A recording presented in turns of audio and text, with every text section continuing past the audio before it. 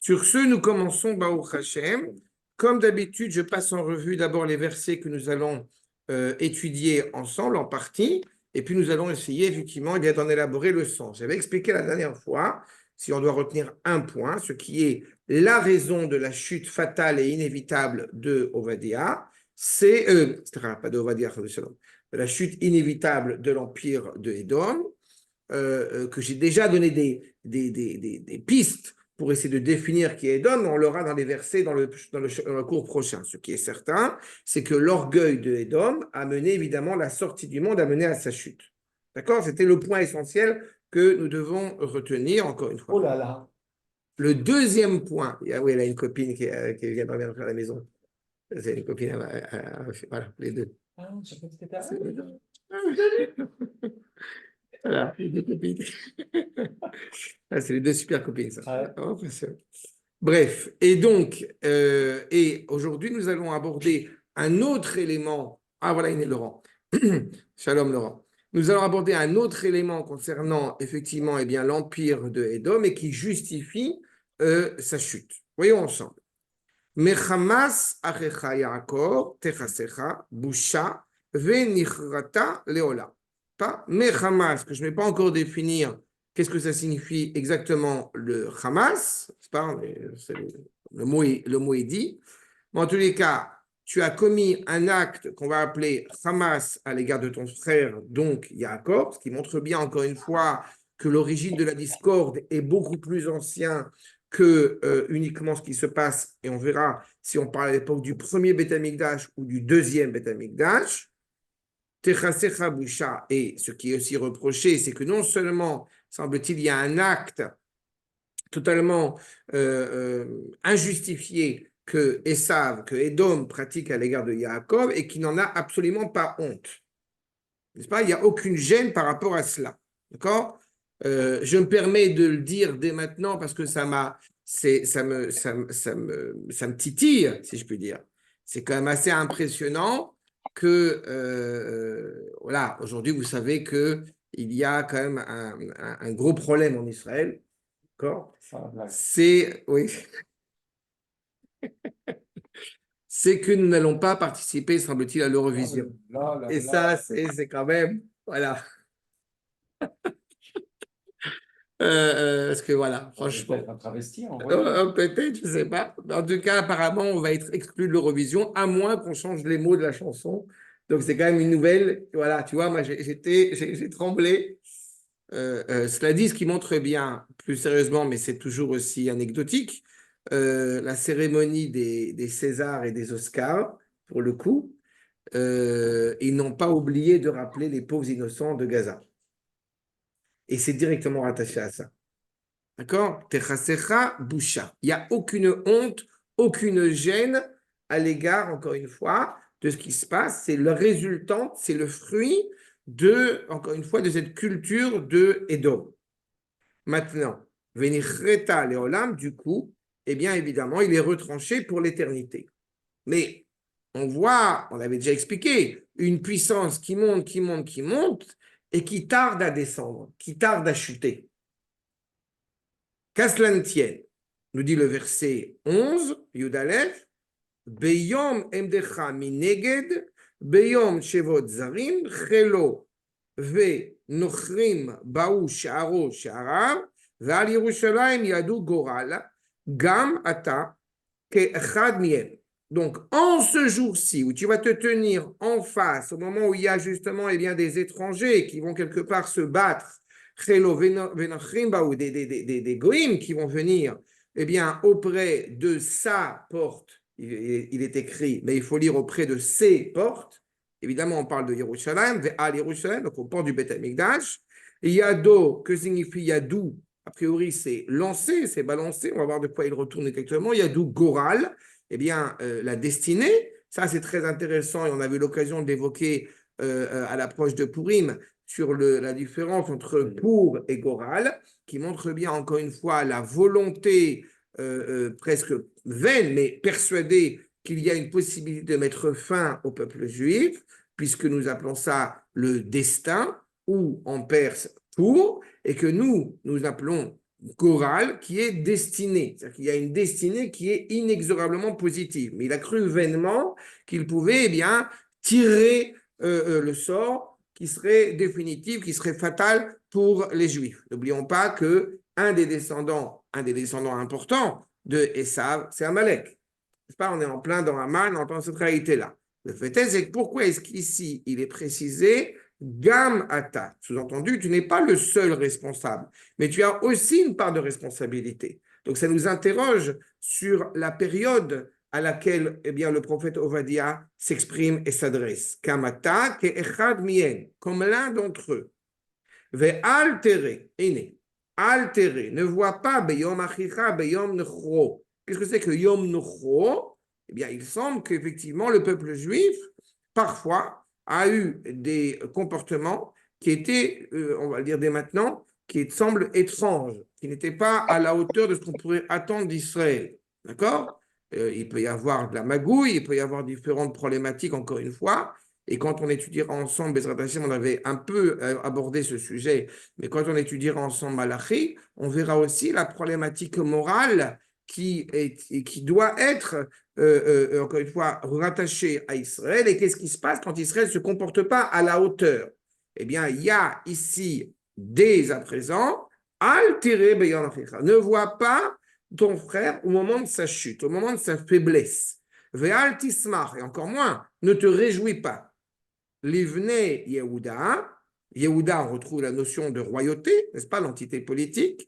Beyom Avodam, au moment où ils sont perdus, au moment où ils se perdent. Ve'al tegadel picha beyom tsara, et si je traduis littéralement, n'agrandis pas ta bouche.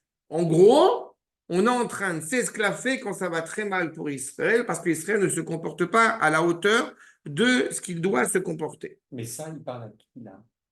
Édom. Mais à qui on dit de ne pas s'esclaffer? Édom. À Edom. Édom, il a une tendance à déprécier, à faire tout pour déprécier Israël. Et quand Israël ne se comporte pas à la hauteur de ce qu'il devrait se comporter, eh bien, cela vient ratifier les propos de Édom. D'accord? Oui, je pars du principe, évidemment, que nullement des Juifs auraient l'imprudence de mépriser le peuple ou de faire des mauvaises comparaisons entre Israël et les nations. D'accord? Quand tu m'as dit une fois un truc, je ne lâche rien. C'est pour ça que je te posais la question, Oui. parce que moi, je le trouvais comme ça. Oui, Pour ben, moi, c'est à l'adresse. Non. Non, la prophétie C'est à la s'adresse logique. directement à Édom. D'accord. Quand on verra la prophétie, le linge sale, on le lave en famille. On a des problèmes en Israël, on le sait, on l'a évoqué la dernière fois, on a des problèmes en Israël, c'est indubitable. On a des problèmes en Israël qui sont dus essentiellement au fait que Israël soit un jeune État qui est en train de se reconstruire avec toutes les problématiques qu'il a, et il n'est pas épargné justement des impies des nations. La seule différence, c'est que l'idéal d'Israël diffère considérablement des idéaux des nations, et en particulier de Édom. D'accord? Et le fait est que justement, Édom a, semble-t-il, tendance à se réjouir, et c'est ça qu'il lui est reproché. Il lui est reproché de ne pas comprendre que Israël est incomparable avec les autres nations. Al-Tavo, Béchar, Ami. Ne viens pas aux portes de mon peuple. C'est qui mon peuple? C'est Akadosh Baruch Hu. Et là, char est au singulier. Bien sûr, puisque justement, on est de toute façon intimement rattaché à la porte, Shara Shechina, à la porte de la présence d'Akadosh Baruch Hu. Beyom Idam, au moment de leur deuil, au moment de leur drame, altéré, gamma taberato. Ne vois pas eux aussi, toi aussi, eh bien, le mal qu'ils ont pu commettre, Beyom Ido, un moment de détresse. Vous savez, on avait évoqué cela quand on avait étudié ensemble la Megillat Techa. Quand on voit les chérubins qui sont, eh bien, dos à dos, j'ai presque envie de dire, c'est presque bon signe. Sauf que le jour du 9 Av, ils sont embrassés, n'est-ce pas, l'un dans l'autre. Et pourquoi l'un dans l'autre? J'ai toujours aimé cette image, cette métaphore d'une Tivot Shalom, qui met en évidence un enfant qui est parti se promener, et puis qui n'a pas dit à ses parents où il était. Sauf ses parents le retrouvent, et effectivement, ils sont très en colère. Pourquoi tu ne m'as pas dit que tu étais te promener ou tu allais te promener? J'étais inquiet. Et puis, il y a un deuxième cas de figure. Le deuxième cas de figure, c'est l'enfant qui était sur son vélo et puis qui a eu un accident, qui s'est fait renverser par une voiture. Et l'enfant est dans le coma. À ce moment-là, les parents ne sont pas en colère. Les parents sont évidemment folles d'inquiétude. Fou d'inquiétude, pardon. Dans cette réalité-là, eh bien, nous dit le Netivat Shalom, c'est la réalité des chérubins qui sont embrassés l'un dans l'autre au moment de la destruction du Beth Amikdash, au moment de Tisha B'Av. Édom se réjouit de voir que, effectivement, eh bien, Israël a un comportement qui, semble-t-il, n'est pas différent du leur, puisque eux, c'est leur monnaie courante, et que par conséquent, eh bien, il n'y a aucune raison d'avoir un respect, voire au contraire, mais ça va ratifier le fait que, somme toute, Israël, eh bien, n'est pas un peuple qui a un talent particulier. Et donc, évidemment, d'une certaine manière, on se réjouit. Qu'est-ce qu'on appelle se réjouir? Se réjouir, c'est pas simplement s'esclaffer, comme on l'a vu, Tegdel Pira, c'est pas seulement s'esclaffer, c'est le fait même d'en tirer profit. Le fait même de pouvoir, et je le répète encore une fois, le fait même de taxer Israël de commettre un génocide est en soi quelque chose qui est absolument abject et scandaleux. Mais ce qui est la version, j'ai envie de dire, ce que la vision extérieure de la vision révélée de l'iceberg cache en réalité un problème identitaire profond qui doit remonter entre Esav et Yaakov pour saisir eh bien, le propos qui est tenu. N'est-ce pas? Ils ne comprennent pas ce qu'ils sont en train de dire. Et c'est toute la problématique, encore une fois, dans l'histoire menée, gérée par Akadosh Baruch Hu. Alta mode à la Pérec, ne te tiens pas sur le bord, on va voir exactement de quoi il retourne, les achrit, donc, et pelitav, de retrancher, de supprimer pelitav, ceux qui sont rejetés, ceux qui restent, et là on s'interroge évidemment, la nuance entre pelitav, veal, tessager, et ne les enferme pas, seridav, la différence entre pelitav et seridav, qui seraient tous les deux une sorte de dimension de survivant. Et évidemment, là encore, il y a un sens obvi du verset et un sens un peu plus profond grâce au Ramat Vali qu'on essaiera de saisir. Beyom Tsara, en ce jour évidemment, où eh bien, ils sont perdus. Je me permets de rappeler que quand dans la Torah, eh bien, dans le Tanakh de manière générale, c'est important toujours de l'avoir en tête. Quand on parle d'un jour de désastre, d'un jour de misère, d'un jour de tsara, eh bien, il s'agit d'une guerre qu'on a perdue. Quand nous parlons un terme milchama, qu'il est écrit milchama, c'est une guerre que nous avons gagnée. Quand on parle de tsara, c'est clairement un drame, malheureusement, qui a été, dont on a subi le sort absolument terrible des nations. Donc, partant de ce postulat, et je reprends sur la notion de Hamas, qui est reprochée à Essa, on comprend qu'en réalité, eh bien, Édom n'a qu'un seul rôle, à savoir, et chez Malachie, c'est encore plus clair, encore plus évident, Édom n'a qu'un seul rôle, c'est de se taire. D'accord? Il a le rôle qu'il a, c'est de présenter Yaakov, de donner la parole à Yaakov. Seulement, l'orgueil, on l'avait soulevé, eh bien, a pris le dessus, et par conséquent, eh bien, il s'autorise à juger le projet divin, s'autorise à porter préjudice à Israël. Dans cette réalité-là, comme je l'ai dit, le châtiment, encore une fois, est inévitable. D'abord parce que, encore une fois, vous savez pertinemment que quand on punit un enfant, si je parle comme dans ce terme-là, eh bien, on n'oublie jamais de lui dire combien on l'aime. C'est un postulat essentiel. Eh bien, la volonté d'Édom n'étant pas motivée par l'amour de son frère, par conséquent, il n'est pas habilité je ne dis même pas à condamner, il n'est pas habilité à parler d'Israël, si ce n'est pour donner la place, encore une fois, d'Israël. Que signifie cette notion de Hamas? Voyons l'accord numéro 1 avec Rashi. Hamas achicha Yaakov, bishvil Hamas chez Asita le Yaakov. Pourquoi tu es condamnable? Parce que tu as commis ce Hamas à l'égard de Yaakov. Qu'est-ce que c'est que le Hamas? On va aborder un deuxième axe grâce au Ramat Vali, ce qu'on appelle l'ingratitude. D'accord? Le Ramat Vali nous rappelle, accord numéro 2. Iné. Grand Edouard, כשאדם חייב לחברו, או סועד, או עזר, או ממון, à partir du moment où quelqu'un vous a donné de l'argent, vous a invité à manger, vous a aidé pour quelque tâche que ce soit, il est évident qu'il y a un devoir de reconnaissance. C'est pas? Et non, on met de l'eau, il ne se tient pas là où il devrait se tenir.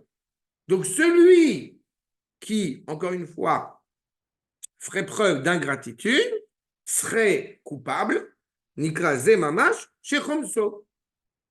On a pris soin de toi, on s'est occupé de quelle que soit la problématique laquelle tu étais confronté, eh bien, Yaakov, c'est tanki de sustenter Esav, c'est tanki d'aider Esav, et il n'a pas fait preuve de gratitude. Mais pire que ça, comme dit le Ramed Vali, Kol Sheken, Imosele Elfer. Non seulement il n'a pas été reconnaissant, non seulement il a été ingrat, mais il a été d'une cruauté sans borne. Au lieu de vouloir l'aider, au lieu d'essayer de soutenir justement celui à qui lui doit tout, il a fait exactement le contraire.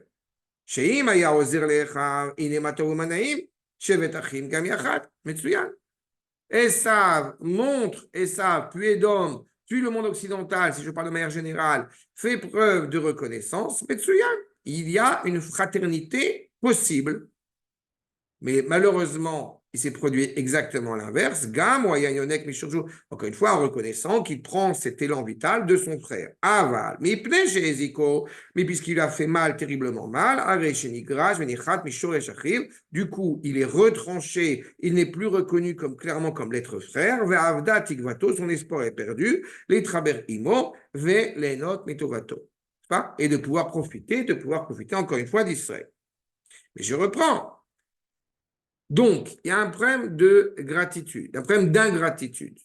Et quand on essaie de définir ce terme de Hamas, il y a un endroit bien plus haut, bien plus tôt que nous retrouvons, c'est la génération du déluge. À la génération du déluge, on explique clairement, accord numéro 3, donc la terre devient totalement, malheureusement, dépravée, immorale. Pourquoi? L'Ifna Elohim, devant Akash Baruch Hamas. La terre se remplit de Hamas. Qu'est-ce que c'est que Hamas? Rashi commente, Hamas, c'est du vol, c'est Gezel.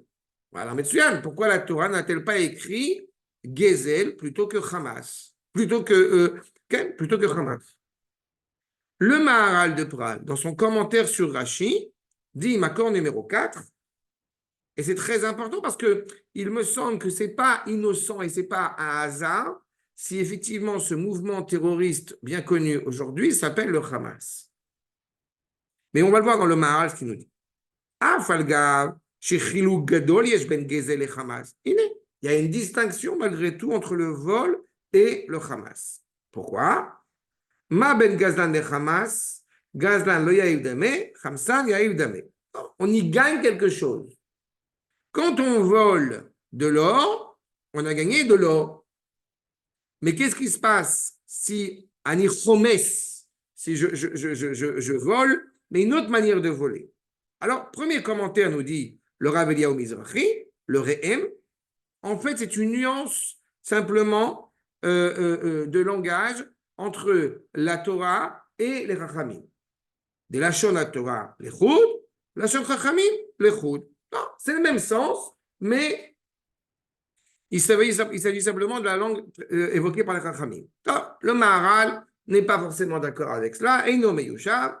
Et donc, il dit dans ce cas-là, effectivement, puisqu'on voit bien que si, effectivement, eh bien, dans la Mishnah, il y a écrit Hamas et il n'y a pas écrit Gezel, alors il faut qu'on essaie de comprendre que c'est que Hamas. Traduction d'Unkelos, Targum Chatufin. L'Artof. L'objectif de Hamas n'est pas de voler pour gagner quelque chose. Juste pour enlever à l'autre. Oui. De voler pour détruire. De voler sans avoir un bénéfice de cela. Si c'était le bénéfice d'avoir, encore une fois, blessé l'autre, volé à l'autre. Des mishma, khatifa, bilvad, velo, gezel, mamon. On peut avoir des milliards. Qu'est-ce qu'on va faire de ces milliards de dollars? On ne va pas construire des écoles ou des hôpitaux. On va construire des tunnels. Pour cacher, pour voler, pour détruire, pour massacrer, pour être, encore une fois, pour être méprisant, encore une fois, à l'égard même de ce cadeau immense que lui a fait Akadosh Baruch Hu. On parle de Édom, mais évidemment, le lien paraît évident. Ainsi, poursuit ce qui est souligné, ce que je vous ai souligné du Maharal. Donc, Timale Haaretz Hamas, Iné, cette terre qui se remplit de Hamas, chez Rabbe Ayuchomsin, Zemize, Vezemize, Ad Sheya Gezel Hamas. On vit dans un environnement où il n'y a plus même de considération morale autour du vol pour y gagner quelque chose, mais on vole pour voler, on vole pour détruire, on vole pour enlever à l'autre. Il n'y a plus encore une fois d'interaction morale. C'est comme si on pouvait trouver dans un certain endroit, eh bien, en Israël, des gens qui se préoccuperaient de se massacrer ou de se voler l'un l'autre, c'est-à-dire au nom d'un mouvement qu'on appellerait le Hamas.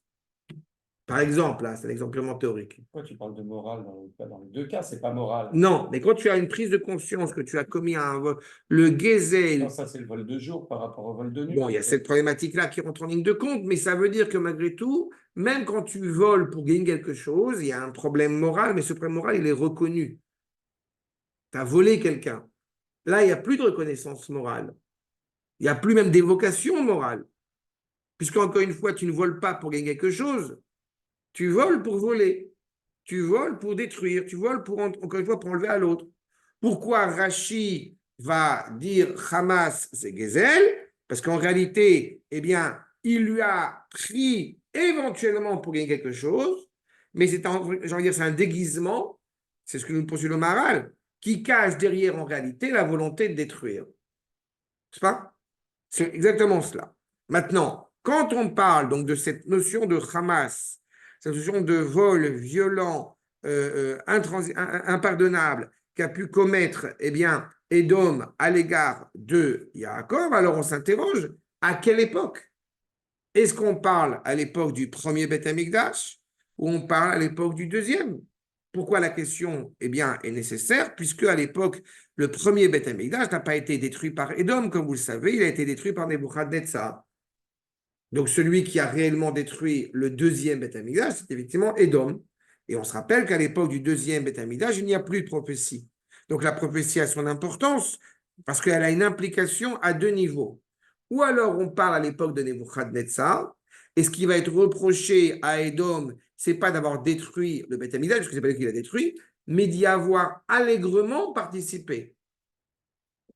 C'est pas seulement d'avoir un rapport à l'ennemi, c'est d'avoir un rapport, encore une fois, avec quelqu'un qui est de toute façon viscéralement contre nous. Regardez le Radak, accord numéro 5. Gvar Pirashno, qui Bechorban Baïtcheni, Héros Edomim le Israël. Comme on le sait, c'est Hérode. Venavi Itnave, Shem Atidim le Israël. À l'époque où Ovadia prophétise, on est encore loin du deuxième Beth Amikdash. Donc il annonce une parole qui va s'avérer d'actualité seulement quelques centaines d'années après, au moins 400 ans après. Et Akash Baruch Hu leur rendra leur monnaie de leurs pièces à la fin des temps, puisqu'ils vont être totalement détruits, disparaître, n'est-ce pas, du monde. Qu'on comprenne bien aussi, là, quand je parle de ce genre de destruction, il y a évidemment, certainement aussi des gens réellement qui disparaissent physiquement, mais ce qui doit être entendu essentiellement n'est pas un rapport à l'égard des gens, mais à l'égard des nations. C'est-à-dire que l'hégémonie de ces nations disparaît totalement. D'accord? Il n'y a pas du tout on n'est pas sanguinaire, ce n'est pas la question. Ça ne pose aucun problème vu le comportement qu'ils ont eu, mais ce n'est pas à ce titre-là que nos maîtres s'expriment ici. Et le Chacham Rabbi Ben Ezra dit non, c'est Chorban Beit Rishon, Shayu Bnei Edom, Mereim Israël Begalutam et de Nebuchadnezzar. Quel était, eh bien, le méfait de Édom, déjà à l'époque du premier Beth Amikdash, c'est de participer à la destruction, à la déchéance d'Israël. Et c'est ça qui lui est reproché dès le départ. On n'est pas neutre quand il y a, encore une fois, eh bien, une nation, un empire qui attaque Israël. On ne peut pas être neutre. Être neutre, c'est déjà, évidemment, participer, ou non belligérant. c'est déjà, encore une fois, condamnable. Mais en plus de ça, non seulement ils n'ont pas été neutres, mais ils ont pris part au combat contre Israël, alors qu'ils auraient pu reconnaître une certaine notion, n'est-ce pas, de fraternité qui aurait dû exister. Regardez ce que nous dit le Malbim, Makor numéro 6, justement, sur ce Beyom Emdecha. Beyom Emdecha, je rappelle, Mineged, tu es en face de Israël, tu vois ce qui se passe. Tu n'es même pas en train d'essayer de voter une résolution à l'ONU pour sauver Israël. Non. Tu te positionnes comme associé à, encore une fois, eh bien, l'extermination, la destruction du peuple juif à l'époque du Beth Amikdash. Nous dit le Malbim, Techila bechorban rishon lo hayu hem amachrivim, parce que ce n'est pas eux qui détruisaient le temple, rak shamdu mineged, beyom shavut zarim achilo. Au moment où des étrangers, des soldats étrangers arrivent pour porter préjudice au premier Beth Amikdash, il est là, il se tient à ses côtés. Le Kara Lechel Nebuchadnezzar Zarim Neged Aromaim Shekorim Nochrim. Ces Romains, n'est-ce pas, qui sont appelés Nochrim, donc d'autres types de Goïm, ne sont pas seulement des étrangers, mais ils ne sont pas rattachés, encore une fois, eh bien, à Israël. Chez Nochri, ou Yoter Minazar, ou Meretz Achiret. On a eu l'occasion dans le premier cours d'évoquer cette problématique entre Minim et Zedim. Vous avez Ovdei Avodazara qui sont des idolâtres, et vous avez les minimes qui se prennent pour Israël. Et en réalité, en se prenant pour Israël, hélas, on a vu l'histoire a montré qu'ils sont encore plus virulents à l'égard d'Israël. Donc c'est encore une autre notion qui est encore plus dramatique, encore plus condamnable. Et ils viennent effectivement, on dit Shearo, mais c'est Sheara, ces porcs, comprenez ici, eh bien, ils sont à la fois présents au premier Beth Amikdash dans leur participation active, eh bien, à malheureusement, la tuerie, la guerre contre Israël, et encore plus, c'est pour ça que c'est un pluriel, c'est pour ça qu'il faut lire au pluriel, encore plus à l'époque du deuxième Beth Amikdash. Tu étais toi aussi parmi eux. Tu es considéré comme l'un d'entre eux. Vous voyez ce qui est Gamata, ce qui est en gras, Makor numéro 6, Gamata Aïta ke echad mihem. Même si tu n'étais pas, encore une fois, clairement responsable. Ça, c'est quelque chose qui me tient à cœur terriblement parce que je l'ai déjà évoqué, cet ouvrage que j'ai fini, je suis en train de lire les différents témoignages, les différentes réactions des personnes interrogées concernant les fleurs de soleil de Shimon Wiesenthal, et je suis fasciné, en bien et en pas bien, par des juifs et par des non-juifs qui s'expriment. Est-ce qu'on aurait pardonné à tel nazi qui était sur son lit de mort? Et il me paraît, encore une fois, là aussi essentiel, c'est tout à fait rattaché à notre propos, au moment où eh bien, ils se tiennent contre Israël, il n'y a pas de pardon, il n'y a pas cette notion de pardon, d'abord qui demande pardon, mais il n'y a pas cette notion de pardon d'un point de vue hébraïque. Et Dieu sait combien je vois j'ai vu les témoignages. Oui, c'est la réponse. Mais c'est la réponse. De certaine manière, cet ouvrage est la réponse est une réaction. Ça n'a pas été fait dans ce sens-là, mais ça a été une réaction à justement l'imprescriptible. Et tu as Primo Levi, par exemple, que j'ai trouvé extraordinaire, mais à la fois évidemment catastrophique, mais dans sa cohérence. Si tu crois en Dieu, c'est évident que tu vas pardonner. Et bien, vous avez ici, justement, la réfutation de ce propos. Exactement. Mais c'est pas le seul, malheureusement, c'est pas le seul. Je ne veux pas t'effrayer, mais j'ai vu des commentaires de rabbins, ils ne sont pas très loin. D'accord? Les commentaires de rabbins. Donc, c'est assez effrayant. Mais justement, on a ici l'évocation. Des rabbins qui veulent être très bons pour des non-juifs. À mon avis, oui. Bref. Gamata Aïta Kechad Miem. Chez Azbne Edom Shenichnasu. Techila Betat Israël Beyemo Ordous. Ils sont d'abord rentrés par le biais de Hérode, ils sont rentrés en Israël. Nita Problème les Tsari Bayonegad d'Israël. Ils donnent l'impression qu'ils sont proches d'Israël, que nous souffrons avec vous la fameuse passion chrétienne et compagnie. Et on a, en fin de compte, eh bien, un des plus grands drames de l'histoire. D'accord? Ve'altere. Et, encore une fois, ils ne sont pas apparus n'importe quand, ils sont apparus à un moment donné où en Israël, eh bien, le peuple juif était particulièrement troublé. D'accord? Ve'altere. Ata choshev, avel sha'asu, madriga, achar madriga. Tu es en train de regarder. Tu vois qu'Israël, eh bien, malheureusement, ils sont descendus de plus en plus.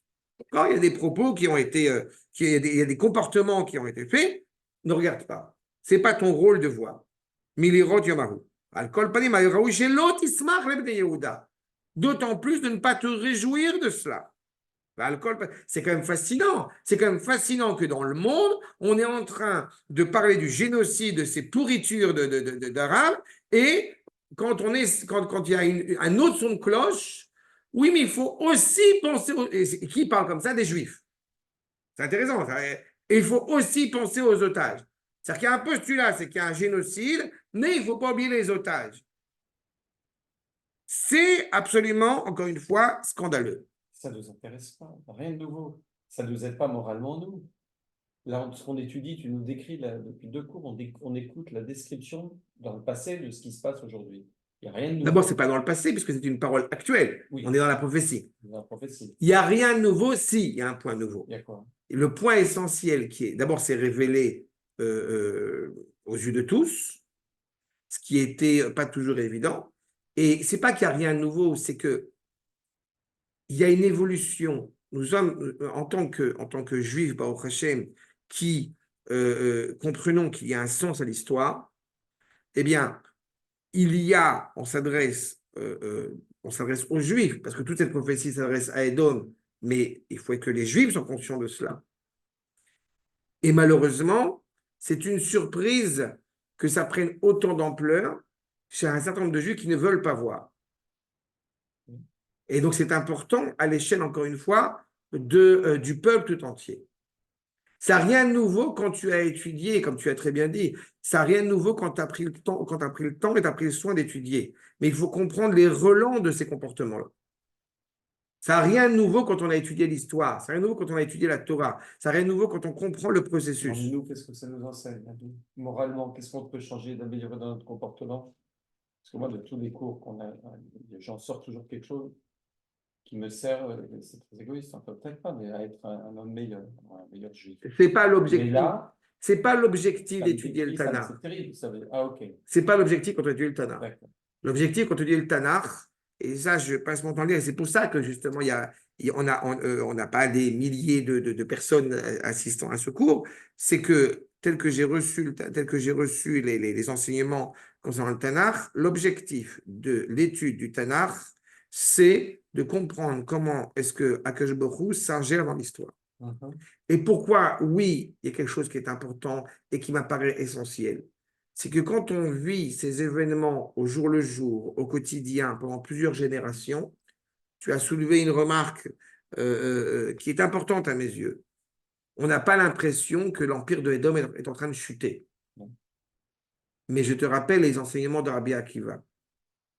Quand il voit le Beth Amikdash en train de brûler, après avoir pleuré, il rigole. Pourquoi? Parce que si la première prophétie qui annonçait la destruction du Beth Amikdash, eh bien, a eu lieu, c'est-à-dire que la deuxième qui annonce la reconstruction, elle a aussi lieu. Il est très difficile, quand on observe le monde aujourd'hui et de voir tous ces propos surréalistes à l'égard d'Israël, d'imaginer leur chute. Et pourtant, la chute est déjà annoncée. À la fin des temps, nous sommes en train de vivre ces épisodes-là. Qu'est-ce que ça ajoute en moi? Qu'est-ce que ça renforce en moi? C'est cette idée de comprendre à quel point l'histoire eh bien, a un sens et est déjà énoncée par Akash Baruch Hu lui-même. Et ça, c'est essentiel. Parce qu'on peut tomber dans deux écueils, à mes yeux. Le premier, c'est l'euphorie. C'est le Mashiach, ça y est, on est arrivé, c'est fini. Et qui arrive dans certains courants, dans certains mouvements.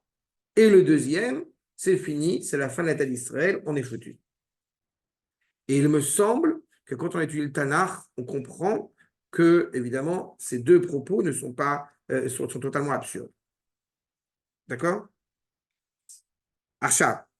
Le fait est, c'est qu'effectivement, donc il est reproché, et puis surtout, il y a un point essentiel, c'est que, ce n'est pas un mot d'excuse, mais il y a un propos essentiel, c'est que quand on véhicule différents courants, différentes spiritualités, si je puis dire, qui qui abondent en cruauté, on pourrait reprocher aussi, d'une certaine manière, à Israël, et par là même à Kadosh Baruch Hu, puisqu'en fait c'est lui qui est derrière, de dire Israël, et voilà, il y a aussi des propos cruels, il y a aussi un appel au sang, mais cet appel au sang, il est motivé, malheureusement, par des comportements avec insistance qui ont été pratiqués de manière totalement immorale.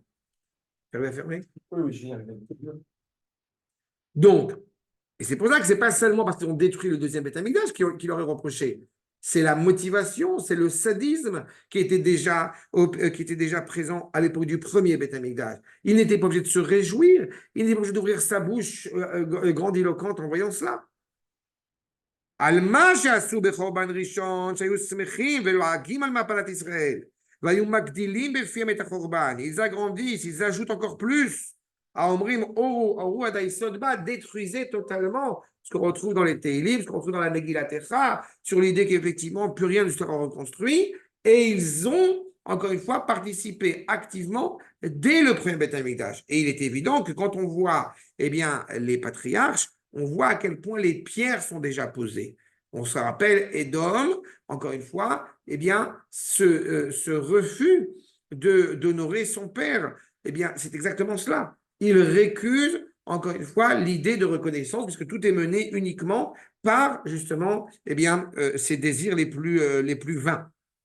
Maintenant, en arrivant à Yerushalayim, on a dit Yadou Goral, Yadou Avanim, c'est jeter des pierres. Qu'est-ce que c'est que Yadou Goral? Vous voyez, accord numéro 7, Inyan, Ashlacha et Apala. Qu'est-ce qu'ils ont pu faire tomber, balancer, puisque c'est Yadou Goral, nous dit le Metsuda David, accord numéro 8, Ishlichu Goral, Vechelku Benehem Lechalaki. Il y a, et c'est pour ça que ça m'importe énormément, encore une fois, les propos qui sont tenus ici. Il y a, et nous ne sommes pas sortis en tant que juifs, notre référent moral, et je le vois, j'écoute des Israéliens qui ont grandi en Israël, des gens qui sont francophones, nous n'avons pas encore atteint, hélas, la compréhension que le monde occidental, de manière générale, n'est pas habilité à parler du bien et du mal, n'est pas habilité à juger. Et quand je dis que nous ne sommes pas encore à ce stade-là, la preuve en est, c'est que on voit l'inquiétude vis-à-vis de qu'est-ce qu'ils vont penser. D'accord? C'est une réalité qui existe. On ne peut pas l'oublier. Tu sais, le prophète Ishaïaou qui dit Betochami Anochi Yoshevet, je suis dans le peuple. Je peux être dans mon coin, dans mon ghetto et de me dire effectivement, moi, c'est bon, j'ai compris. D'abord, je n'ai pas la prétention d'avoir tout compris, mais surtout, je ne peux pas me couper de cela. C'est ce qu'il nous dit le Metsunot. Ishtichu Goral, c'est-à-dire qu'ils ont pris sur eux cette idée, encore une fois, du sens de l'histoire en prétendant on va se partager le magot. D'accord? comment on se partage un Goral? On se partage le sens de l'histoire, on se partage la finalité de l'histoire. Ah. Désormais, c'est bon, Israël est fini, d'accord? Il y a une anecdote qui me fait toujours beaucoup rire, c'est quand vous avez des différentes civilisations, différentes nations qui estiment, pour le bien de tous, n'est-ce pas, qu'il faille faire de Jérusalem une ville internationale. C'est important, où on pourra respecter aussi les Juifs. Je trouve que cette formulation est absolument exceptionnelle. C'est exactement cela. Pour la paix, pour le bien, il faut deux États. Il y avait une phrase, je me rappelle quand j'étais jeune, quand j'étais au lycée, c'était « On vous a rendu l'Algérie, rendez-nous Barbès ». D'accord? Eh bien, je trouve ça, voilà. Faites deux États, séparez Paris en deux parties. Si ça marche chez vous, on y pensera. D'accord? Le Rav Aviner, à chaque fois qu'on l'a interviewé, les gens l'ont interviewé, l'ont interrogé et lui ont parlé de la colonisation, eh bien, bon, ses connaissances font qu'il pouvait répondre. Eh bien, chaque nation truc, la France, oui, mais c'est la Corse, la Bretagne, la la Belgique, le Congo, le truc. Chaque pays qui a mené une conquête n'est pas habilité, encore une fois, à apporter une justification morale. Mais se la sont octroyés, j'ai envie de dire, malgré nous. Et donc, encore une fois, c'est pas à n'importe quel moment qu'il s'octroie ce privilège. C'est au moment où Israël, malheureusement, n'est pas dans les meilleures conditions. Regardez le Ramat Vali. Accord numéro 9. Al tere beyom achicha beyom nocho. Ne vois pas ton frère au moment où il est beyom nocho. Que signifie beyom nocho? Comme on dit, nochri, c'est comme un goy, c'est un goy. Donc il est possible qu'à un moment donné dans son histoire, et d'autant plus, j'ai envie de dire à la fin des temps, que le Ham Israël n'est pas toujours un comportement qui soit à la hauteur de ce qu'on attend d'Israël. Et cette problématique-là, eh bien, c'est ce qui va, hélas, encourager certains mouvements au sein du peuple juif, au nom de la Torah, de s'opposer à ce processus dans lequel nous sommes acteurs. Puisque Israël n'est pas à la hauteur de ce que j'attends d'Israël, donc, eh bien, ou je me coupe d'Israël, mais en tout cas, je récuse de participer à ce processus, ou pour des raisons spirituelles, ou pour un idéal qui pourrait demeurer utopique chez certains juifs. Regardez ce que dit le Ramat Vali. Tamid ou orevlo. D'abord, il faut bien comprendre le sens de l'histoire. Eh bien, il faut bien entendre que la culture de Édom n'a qu'un désir en tête. Qu'est-ce que je peux faire pour faire trébucher Israël, pour faire fauter Israël? Tamid ou orevlo, ou mevakesh l'artio, kedei l'orido mimadrigato leitgaber alav. Si on arrive, pour reprendre un prescriptible, si on arrive à démontrer qu'Israël se comporte comme un nazi, donc tu vois, eh bien, tout est légitime. C'est pas? Si j'étais né en 17 à Leidenstadt, etc., etc. Ce qui est un scandale pur et simple. Mais c'est sa volonté profonde qu'on va trouver malheureusement aussi chez certains juifs qui sont influencés par cette culture. On est tous des êtres humains. Réponse, non. C'est aussi simple que ça. Avec la même culture. Non. On n'est pas. Si le sens d'être humain est considéré comme étant une réalité biologique, alors, évidemment, la question n'est pas posée. Si la compréhension de l'être humain, c'est-à-dire eh bien, une créature qui a été façonnée avec, que c'est ça l'être humain, c'est la créature façonnée par le Créateur avec des qualités qui améliorent, qui unifient eh bien, le monde, alors dans ce cas-là, les nations ne sont pas des êtres humains. Et imputer à Israël d'avoir un comportement similaire à celui qui est le leur, eh bien, malheureusement, je ne dis pas que c'est à l'échelle des individus, je ne dis pas que c'est impossible, je dis par contre que la raison pour laquelle ils se comportent comme cela, c'est à cause des nations, c'est à cause des non-juifs. Je vais le dire autrement parce que ça a été un jugement chez certains qui sont assez scandaleux d'ailleurs sur ce propos. Un capot n'a jamais émis le souhait idéal d'être capot. D'accord? Il a essayé de sauver sa vie. Donc, de commencer à dire, vous voyez, il y a des juifs qui sont aussi. Non. C'est justement, malheureusement, cette volonté de faire trébucher constamment Israël qui les amène à ça. La recherche de gains, la recherche d'argent, la recherche de n'importe quoi est due, hélas, à une influence du comportement. On va rentrer dans Kitissa cette semaine. On sait pertinemment que ceux qui ont influé une partie du peuple juif à faire la faute du veau d'or, c'est les goïms. Ce qui ne veut pas dire qu'on n'a pas la responsabilité de nos actes, mais il faut bien comprendre à quel point, dans cette volonté d'être l'indice de toute l'humanité, à quel point nous sommes faillibles dans cette réalité-là. Et c'est ce qu'ils veulent. Et donc, évidemment, quand on tombe, parce que c'est presque inévitable, du coup, sauf rachat la tzadik ou mevakesh la amito, d'autant plus quand on arrive à faire trébucher un tzadik. Au moment où il faute, au moment où il trébuche, il est comme s'il était étranger à la sainteté. Chez Ovdim et Bechinat Agadlut Shelem, quand on perd notre grandeur, quand on perd notre force, mais Tachash Kocham, quand est-ce qu'il apparaît l'autre abruti de Jésus? À l'époque où, malheureusement, le peuple juif est très troublé. Vous avez les Esséniens, vous avez les Sadducéens, etc. On a différents mouvements, et c'est pas un hasard. Si au moment de la Géoula, justement, de Israël qui est en marche, nous avons comme ça, encore une fois, plein de vérités. C'est dû justement à une réalité qui est encore troublée au sein du peuple juif. Vela Racha, Azé, chez Samach, et donc ce rachat, et d'homme on parle évidemment, qui s'est réjoui eh bien, au moment de sa chute, on va, comme on dit, il va avoir la monnaie de sa pièce. On va y revenir là-dessus. Okay? Madedou Mida, Keneged Mida. Il aurait dû consoler. On sait pertinemment ce qui se passe à travers les siècles. Les Édom nous aiment beaucoup quand on sort d'Auschwitz. Mais uniquement quand on est à Auschwitz. Après, ça y est. Allez. À Simchat Torah, on participe, on a de l'empathie, on nous aide.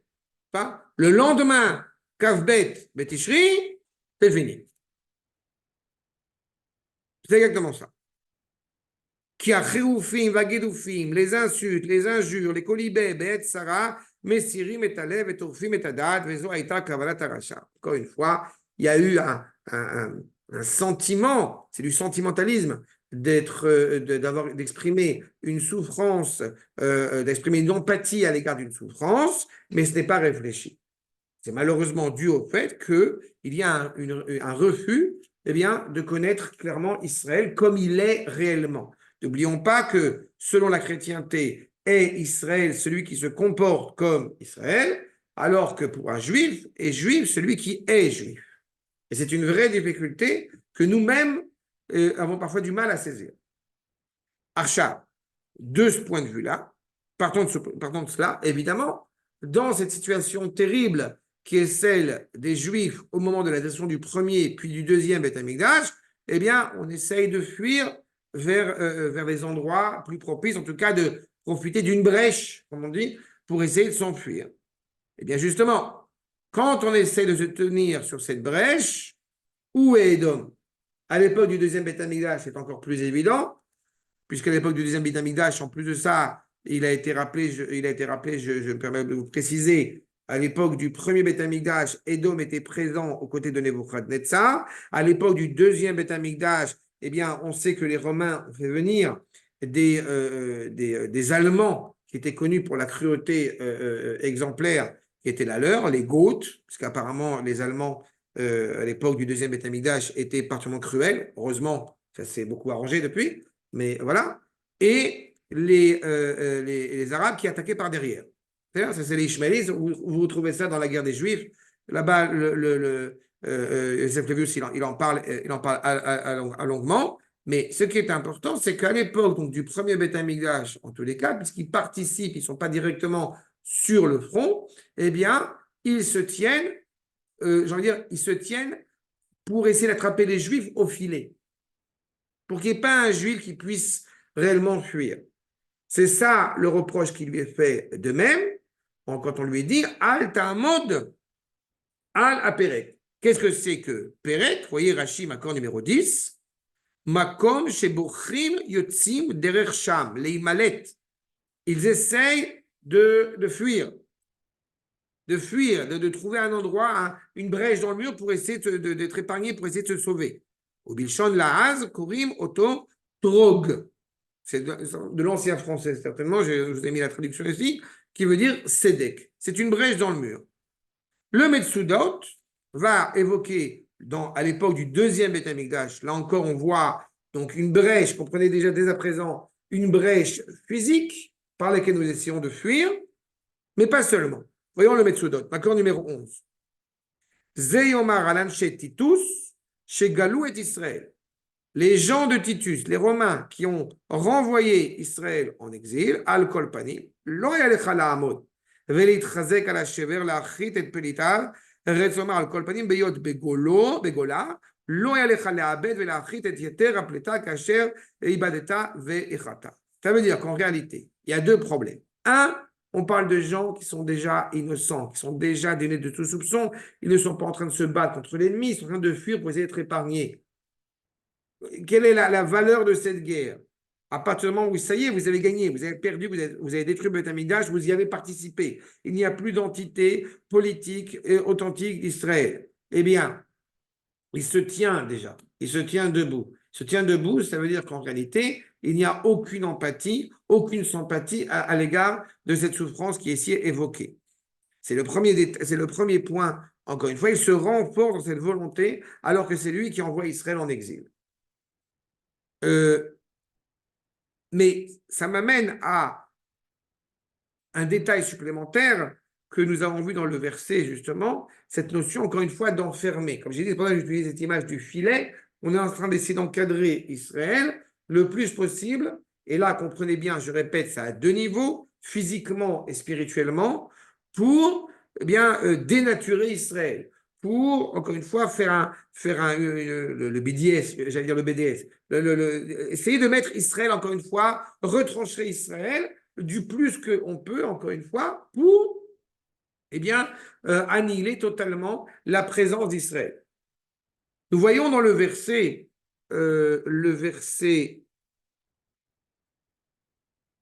Yudalet, le verset 14. Alta mod ala perek la chit et pelitar, ve alta sgir. Cette notion de la sgir, c'est enfermé. Mais là, encore une fois, quand on dit ne va pas enfermer donc les rescapés, les survivants, en réalité, Mida keneged Mida. Oui, oui, c'est ouvert. Ah, je pensais à toi à l'instant. Entendu? Non. Shalom André. Mida keneged Mida. Pareil, hein. Ça va? Je reprends au détail. Juste sur ce point. Mida keneged Mida, je pensais qu'on aurait fini ça aujourd'hui, mais bon, tant pis. Vous avez Makor numéro 12, le prophète Amos, que je vous ai rapporté. On voit quelque chose qui est assez fascinant.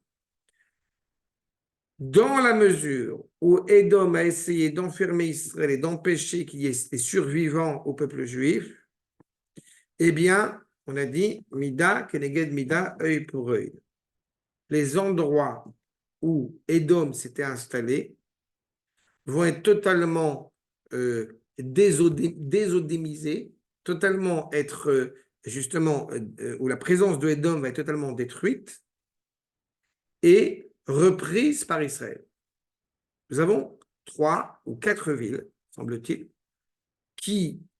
que Édom a essayé d'empêcher Israël de fuir et qui va se retourner contre eux. Regardons le prophète Amos. Ko Amar Hashem, Al Shlosha Pish'ei Aza. Vous avez, encore numéro 13, 3 méfaits donc qui ont été faits à Gaza. Lo ashivenu al aglota. Je ne les ramènerai pas de leur exil. Justement, je vais enfermer Edom, l'Asgir, les Edom. Shilarti je vais envoyer du feu, Bechomat Aza, dans ces murailles de Gaza, Ve achla armonotea, et je vais consommer, je vais brûler, je vais manger tous ces palais. Ve'achat Yoshev, ve'achati, pardon, Yoshev me Ashdod. Ceux qui sont assis à Ashdod vont être totalement retranchés. Tomer Shevet me Ashkelon, ceux qui participent, qui sont installés à Ashkelon. Vashivotiyad al Ekron, ça c'est à peu près avec Kiryat Malachi. Ve'avdu sherit pelashtim, Amar Hashem Elohim. D'accord? Nous avons Ashdod, Ashkelon, Ekron et Gaza. Aujourd'hui, nous avons Baruch Hashem, après 2000 ans d'exil, Ashdod, Ashkelon et donc Ekron, c'est entre nos mains. C'est Kiryat Malachi à peu près. C'est la région de Kiryat Malachi. Ce que j'ai pu voir dans les Chachamim, c'est cette région-là. On a récupéré ces 3 endroits. La valeur, encore une fois, de Gaza, vous comprenez déjà que ce qui se cache derrière, c'est essentiel à la délivrance d'Israël. C'est ça. Prophète Amos. avec l'annonce d'Akadosh Baruch Hu. Pourquoi? Parce qu'ils ont essayé d'enfermer Israël coûte que coûte, de force, même ceux qui auraient pu encore une fois survivre pendant cette période d'exil. Eh bien, en réponse à cela, puisqu'ils ont fait preuve au contraire de cruauté, ils vont eux-mêmes disparaître, et en particulier de ces endroits-là où ils ne reviendront pas. Lo hashivenu ala sgerim galut shlema le'edom ve'lo zachru berit achim. Ils n'auront pas, puisqu'ils ne sont pas, ils ont eu l'impudence de ne pas se rappeler de l'alliance fraternelle avec Yaakov. Par conséquent, eh bien, ils n'ont pas le mérite de pouvoir être sauvés, de pouvoir être épargnés. D'accord? Acha, je voudrais terminer sur un point, mais je me tâte si je finis ça. Quand on parle de Edom, Ok, Asa, c'est j'ai pas entendu. Edom, Amalek, et Asa, c'est Ishmaël, non?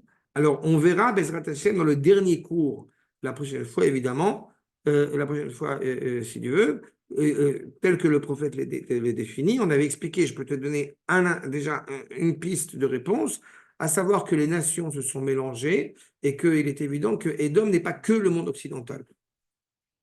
D'accord? Mais il est évident que leur présence et on verra justement les Plishtim. Les Plishtim ne sont pas une nation par essence. Les Plishtim, comme son nom l'indique, c'est Poléchet. C'est une peuplade qui s'installe, qui se développe, mais qui n'a aucune légitimité nationale. Encore une fois, dans les enseignements même de la Torah elle-même. D'accord? Et comme je passe, je me permets à chaque fois de le dire, c'est que je ne suis pas en train de lire un texte archéologique. Ce qui est absolument fascinant, c'est de voir l'actualité de cette parole. D'accord? Mais ce qui doit, comme je l'ai dit, je vais terminer avec le Ramat Vali. Il me semble que c'est important et on reprendra Bezrat Hashem la prochaine fois avec le Rav Kook. Mais ce qui doit être entendu, c'est que dans leur volonté de blesser Israël physiquement, vous avez aussi une dimension spirituelle qui n'est pas négligeable. Et la dimension spirituelle qui n'est pas négligeable, quand j'ai parlé tout à l'heure de Pélitav et Séridav, les rescapés ou ceux qui vont s'en sortir, eh bien, il n'y a pas que ce sens de ceux qui vont être écorchés mais qui vont s'en sortir. Il y a un niveau supplémentaire que, grâce au Ramat Vali, eh bien, je vois bien à quel point nous sommes encore pleins dans cette actualité-là.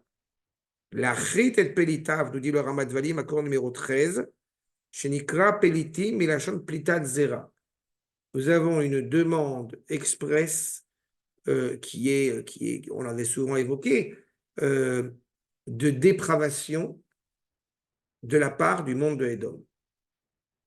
Quand tu me dis justement, il y a rien, quand tu dis, il n'y a rien de nouveau, mais je suis affligé. Tu sais que, bon, c'est un exemple encore, mais c'est tellement... il y a les Jeux Olympiques qui vont être en France.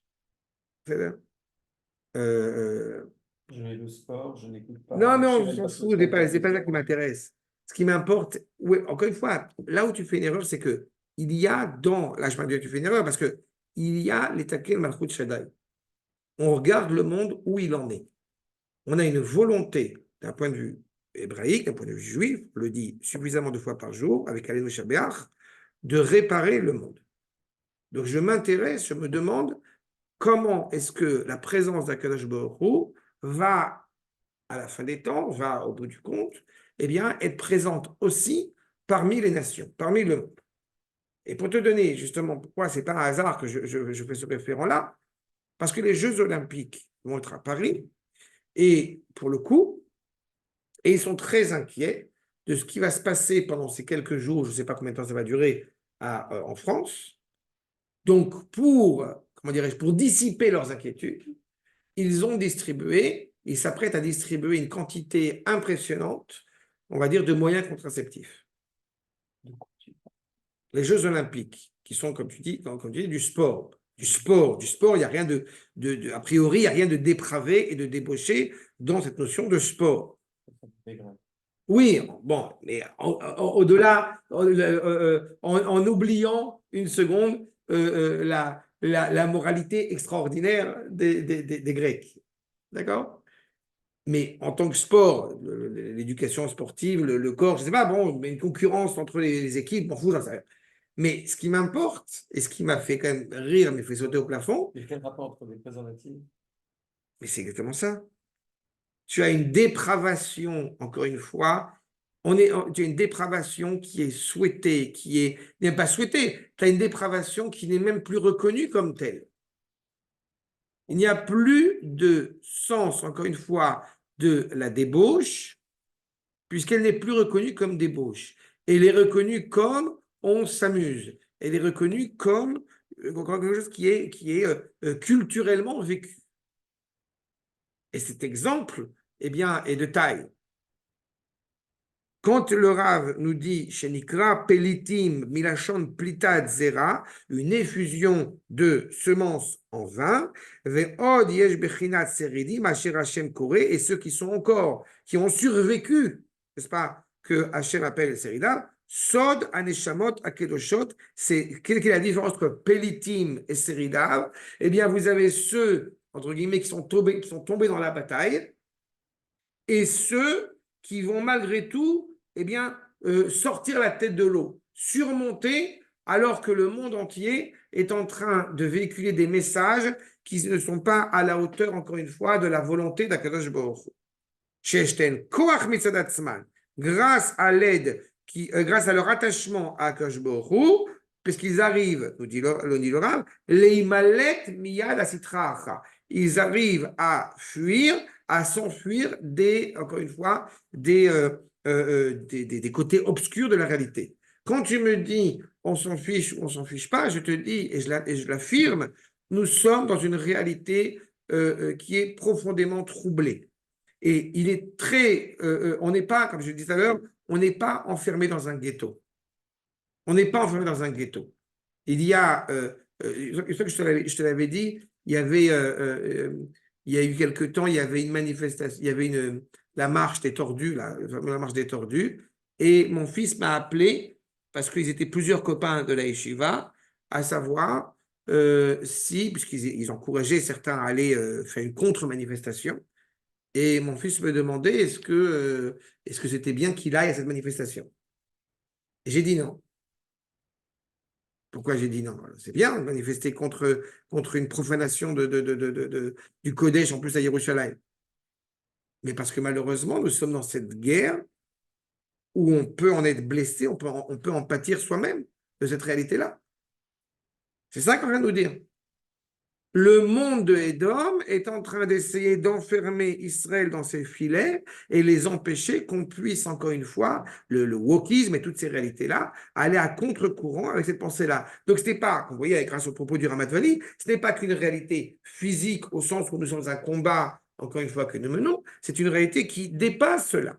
Et j'ai presque envie de dire, c'est le cœur même du combat. Parce que le combat face à Amalek, on peut s'interroger pourquoi est-ce qu'effectivement, eh bien, quand nous avons des ennemis, aussi cruels soient-ils, pourquoi nous n'arriverons pas à les détruire? Et parce qu'en réalité, derrière cette guerre se cache une motivation, une émouna, j'ai envie de dire une confiance ou un manque de confiance totale dans la justesse du combat.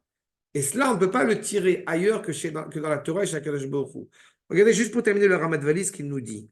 Aval ze haracha, chez l'Amalek, kol marshavotav, toutes les pensées d'Amalek, Tamid litmon mokshim, toujours de mettre des obstacles, les agvam, pour empêcher Israël, les asot et lachmo, et l'arbot et ashpaotav, d'accroître les influences, encore une fois, qu'il a sur nous.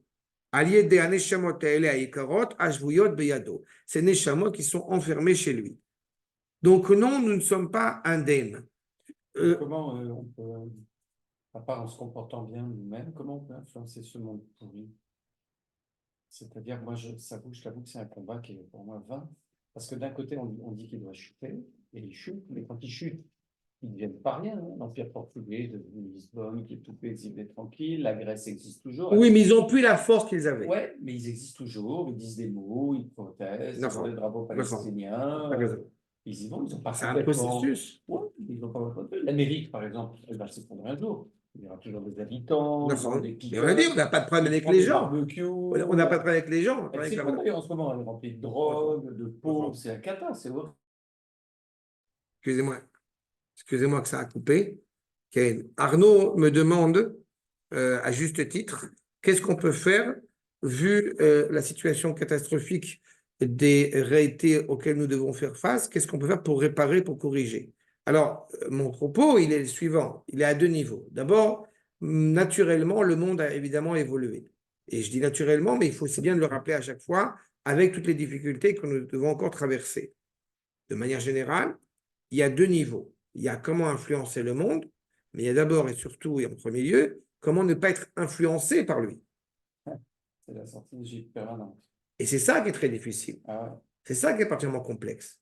Et dans la possibilité, est-ce qu'on a toujours la possibilité de choisir librement, réellement, ce qu'on veut? Sur quels paramètres? Il y a les élections qui ne représentent pas grand-chose, mais les élections municipales qui arrivent là, et on voit, une fois n'est pas coutume, la démarche politique de surtout détruire l'autre candidat.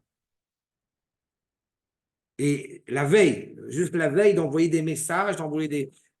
Qu'est-ce qui se cache derrière cela? On a l'espoir que quelqu'un qui n'est pas sûr, qui va être convaincu par la beauté de mon visage, qui va être, je ne sais pas quoi, il va voter pour moi et pas pour l'autre. Ça montre bien, encore une fois, que malheureusement, nous sommes soumis à de telles réalités, de telles influences. Le Ham Israël, par essence, eh bien, il n'est pas dans l'utopie. Qu'est-ce qu'on peut faire? D'abord, être. D'abord, vivre. Génial. Ensuite, transmettre ces valeurs-là à ceux qui sont d'abord prêts à les entendre. Parce que même ceux qui sont prêts à les entendre, ils ne sont pas justement encore prêts à être convaincus constamment de la justesse du propos. Et enfin, par l'éducation, par transmettre autour de soi, on étudie Ovadia, on voit bien les implications que ça a. La parole a une valeur extraordinaire. La parole a une valeur constructive. Donc, rien qu'en tenant les propos que nous tenons, nous sommes déjà en train de réparer quelque chose dans le monde. Qu'on en soit conscient, qu'on n'en soit pas conscient. Oui, D'accord? je vois très bien. Mais il est certain que, à mes yeux, il faut arriver à construire progressivement une alternative. Elle est en train de se construire, mais elle est très difficile. Elle est très difficile parce que, encore une fois, nous sommes influencés par cette culture, par des motivations, par des... on avait souvent, je t'avais dit, ce que je te l'avais dit, je suis en train d'étudier sur mon ordinateur, je suis en train d'étudier un travail de recherche, comment affronter cette problématique qui est maintenant, ça y est, on est passé au stade suivant, cette problématique de trans et compagnie, d'un point de vue toranique. Parce qu'aujourd'hui, nous sommes confrontés à cela. D'accord? Le monde aujourd'hui a accepté comme un postulat, tu te maries avec qui tu veux, quand tu veux, comme tu veux. Et on sait très bien la valeur du foyer en tant que tel. Maintenant, on passe au stade suivant, à savoir la notion de trans, la notion d'opération. Et qu'est-ce qu'on peut répondre d'abord à nous-mêmes, chez l'ONEDA, que Dieu préserve, en tant que parents, quand nous avons une réalité, hélas, d'un enfant qui s'interroge là-dessus. Aujourd'hui, on a des faits, on a des cas qui sont exprimés par rapport à cela. C'est exactement l'implication de Edom. C'est exactement l'implication, encore une fois, de Edom de vouloir souiller, de vouloir dépraver. Ce n'est pas un hasard si le terme de Zera, c'est aussi la semence qui fait vivre, qui donne fruit, qui donne vie. Ils ont cette manie absolument scandaleuse et terrible en abandonnant la valeur morale au monde, à ce monde qui a été façonné, qui a été créé, et bien d'essayer de souiller cette semence. D'accord? Donc c'est un travail. Donc, on poursuivra Bezrat Hashem sur ce point et on termizak la semaine prochaine.